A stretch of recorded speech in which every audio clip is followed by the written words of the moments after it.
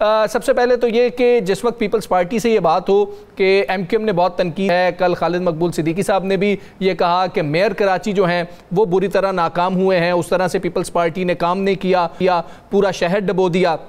उन्होंने कहा कि ये तो एमक्यूएम ने चाइना कटिंग वगैरह की है, ये सारा कुछ तो उनका किया हुआ है, हम अगर करने जाते हैं तो हमें मसाइल का सामना होता है। तो ये ब्लेम गेम चलती है जब भी कराची का मामला आता है, आप इस पर क्या कहेंगे? देखिए, सबसे पहले तो जाहिर है अभी मुर्तज़ा वहाब तो बड़े अभी तालिब इल्म है सियासत में, उन्हें भी बड़ा सफ़र करना है। उस बेचारे को तो मैं समझता हूँ बुरी तरह फंसा दिया गया है मेयर बनाकर। पीपल्स पार्टी की जो इल्ज़ाम तराशी है, वहाँ मैं आपको एक और इसका चेहरा बताऊँ। अभी दुबई में कुछ अर्से पहले बड़ी बारिशें हुई थी जी, फ्लड आ गया था। आपको पता, बड़े खुश हो गए थे पीपल्स पार्टी वाले, कहने देखो भाई, ये देखो ये कराची से ज्यादा सूरत हाल खराब हो गई है, लाहौर में हो जाए ये बड़े खुश हो जाते हैं, पेशावर में कोई फ्लड आ जाए ये खुश हो जाता है, न्यूयॉर्क इवन कैलिफोर्निया में कुछ हो जाए ना ये बड़े खुश होते हैं, तस्वीरें लगाते हैं, जवाब मिल जाता है। देखो लोग, हाँ कहते हैं लोग हमें कराची में कह रहे हैं देखो पूरी दुनिया में क्या हो रहा है, कहीं कतरीना आ जाए, कहीं पर सुनामी आ जाए, ये फौरन कराची की मिसाल लेके दे देते हैं। तो ये पीपल्स पार्टी वालों का तो एक प्रॉब्लम ये है।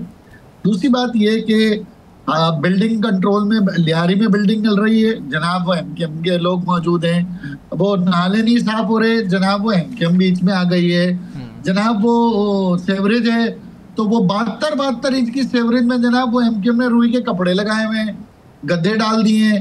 यानी इनकी मेंटालिटी डिलीवरेंस की नहीं है, इल्जाम तराशी की है।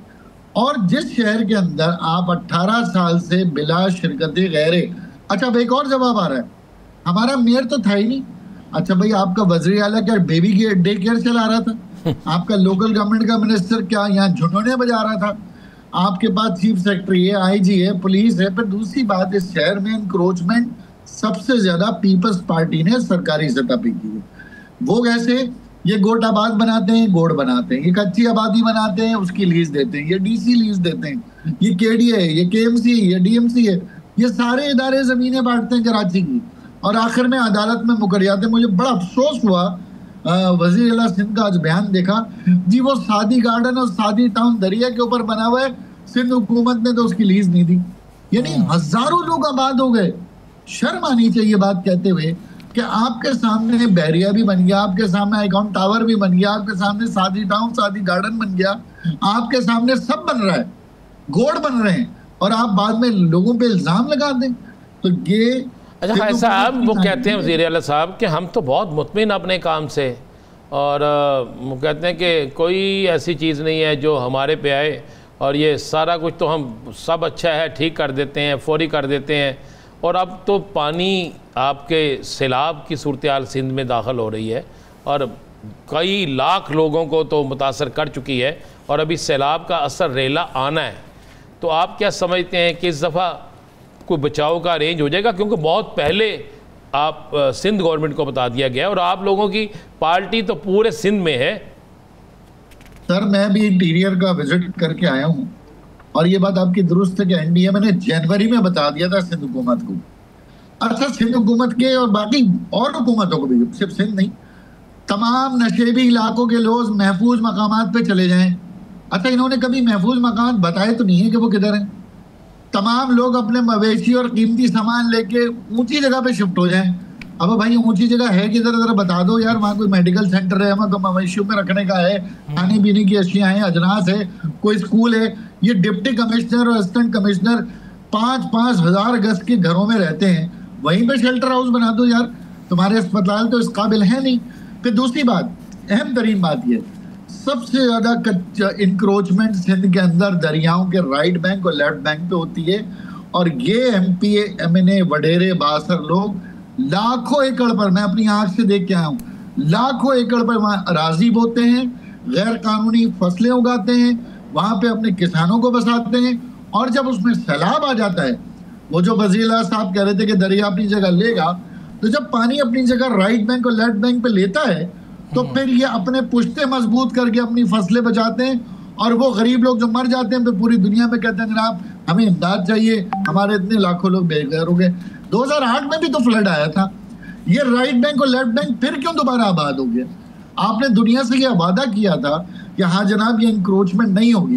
2008 से आज हम 2025 में मौजूद हैं, 15-17 साल बाद भी दोबारा वही सूरत हाल है। और आपका बजट 2008 में 250 अरब रुपए था, आज आपका बजट 2025 में 5000 अरब रुपए टच कर रहा है। वर्ल्ड बैंक आपको अलग दे रहा है, क्लिक प्रोजेक्ट आपको अलग दे रहा है, एशियन डेवलपमेंट बैंक को अलग दे रहा है। आप और कितना पैसा चाहिए हुकूमत को अपनी कारकर्दगी दिखाने के लिए? तो मेरा मकसद ये है कि हुकूमत के पास पैसा भी है और माशाल्लाह दिमाग तो एक से बढ़कर एक है।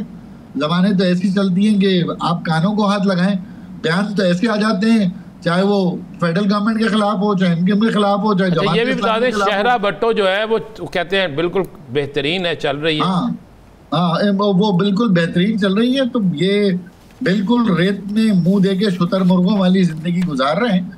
और बहरहाल कराची तक कश्मीर पूरे सूबे सिंध का बुरा हाल है।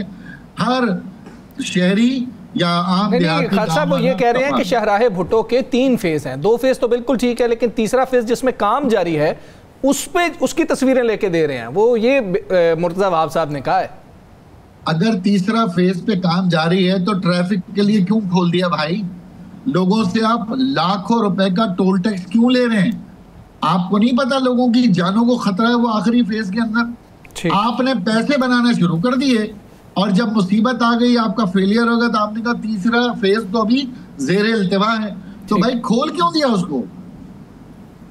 जी साकिब साहब। ख्वाजा साहब ये बताइएगा ख्वाजा साहब कि आप कराची में ख़ास तौर पर सिंध में बड़े स्टेक होल्डर है, एमकेएम जो है वो जिस तरह आपने कहा 2008 से 25 हो गया है और पीपल्स पार्टी वहाँ पे मौजूद है। आए रोज़ मसाइल होते हैं, अभी तो बारिश है, कभी बिल्डिंग के मसाइल होते हैं, वहाँ पे जो पुरानी बिल्डिंग्स हैं वो गिर रही होती हैं। तो जो एमकेएम ने जो किरदार अदा करना था बतौर अपोजिशन, वो क्या वो कर पा रही हैं? फिर मरकज़ में आपकी एडजस्टमेंट कोई ऐसी है कि वहाँ पीपल्स पार्टी भी किसी न किसी सूरत में, अगरचे कैबिनेट में नहीं है लेकिन आइनी ओहदे उनके पास हैं, वो मरकज़ी हुकूमत के इत्तेहादी हैं, आप भी मरकज़ी हुकूमत के इत्तेहादी हैं, आपके पास ओहदे भी हैं। तो क्या ये जो मरकज़ में आपका उनके साथ बैठना नुकसान तो नहीं दे रहा कि डायरेक्टली आप पीपल्स पार्टी पे उस लेवल पे जाकर अपोजिशन नहीं कर पा रहे जो करनी चाहिए? देखिए, वजीर आजम पाकिस्तान से हम खातिर खा फंड लेने में कामयाब हो रहे हैं। अच्छा। क्योंकि हमें पता है कि जो हमारे बुनियादी तौर पे जो फंड लगने हैं निकासी आप के लिए, हमारी ओपन ड्रेन्स के लिए, पानी के लिए, वो पीपल्स पार्टी नहीं दे रही। जबकि वर्ल्ड बैंक ने $1 billion per year peoples party से प्लेस किया हुआ है कि 10 साल तक कराची को लाइवेबल सिटी बनाने के लिए $10 अरब 10 साल में देंगे। और अब भी 2 साल से रिलीज आ रही है। इस साल भी $600 मिलियन की रिलीज आ चुकी है। कराची में जितना थोड़ा बहुत काम है इसमें एक ढेला भी सिंध हुकूमत का नहीं है। ये क्लिक प्रोजेक्ट है वर्ल्ड बैंक का। तो कम से कम हम वजीर आजम से हेल्थ के अंदर, एजुकेशन के अंदर और डेवलपमेंट के अंदर काफ़ी फंड्स लेने में हम कामयाब हो रहे हैं।